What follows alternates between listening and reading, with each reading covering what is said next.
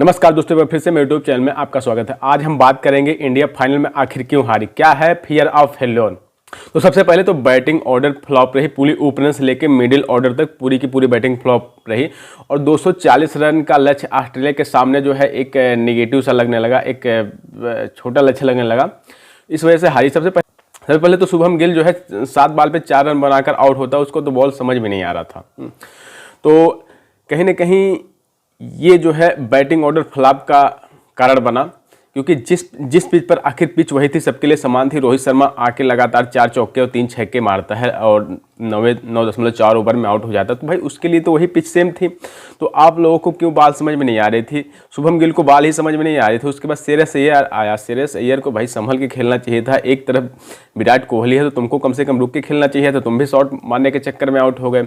उसके बाद जब लगातार 2-3 विकेट गिरने के बाद विराट कोहली ने पारी को संभाला, लेकिन उसके बाद केएल राहुल बीच में आकर जो है भाई, अगर थोड़ा सा तो बाउंड्री लगानी चाहिए थी। मान लो चलो ठीक है, इतना दबाव है, लेकिन किसी न किसी बॉल को टारगेट करना चाहिए था। उधर रविंद्र जडेजा का कोई फर्स्ट फॉर्म नहीं दिखा। और उसके बाद सूर्य कुमार यादव का भी कोई मतलब शो नहीं दिखा, कोई भी उनके बैटिंग का कोई आर्डर नहीं दिखा। तो कहीं ना कहीं अब हमें कमी जो है खल रही है कुछ अनुभव के, जैसे कि हार्दिक पांड्या होता तो हो सकता कुछ और होता। और ओपनिंग आर्डर में जो शुभम गिल को नहीं खिलाना चाहिए था, क्योंकि शुभम गिल का भी उतना जो है प्रेशर झेलने का दबाव नहीं है। अगर इस जगह कहीं अगर इसकी जगह कहीं शिखर धवन होता तो हो सकता है कि मामला कुछ और होता। तो कहीं ना कहीं एक फेयर ऑफ फेल्योर का भी कारण था कि इतना दबाव नहीं झेल पाए नए प्लेयर्स, इसका भी कारण था जो कि इंडिया फाइनल में हारी। जिस हिसाब से ऑस्ट्रेलिया की टीम देखिए, एकदम बिल्कुल चुस्त दुरुस्त, हर तरफ से रन रोकना, हर तरफ से बिल्कुल पॉजिटिव रहना, हर तरफ से अपील करना, उस तरफ से इंडिया को कोई भी रिएक्शन नहीं दिखा। और वैसे तो बॉलर ने खास मेहनत की, ऐसी बात नहीं है, लेकिन जब रन कम होता है तो बॉलर का भी दिमाग काम नहीं करता है।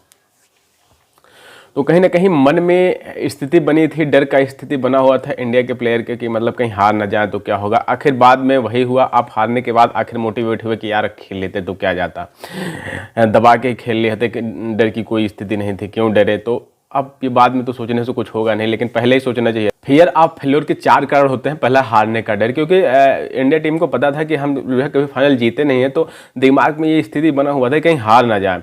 और दूसरा होता है शर्मिंदा होने का डर।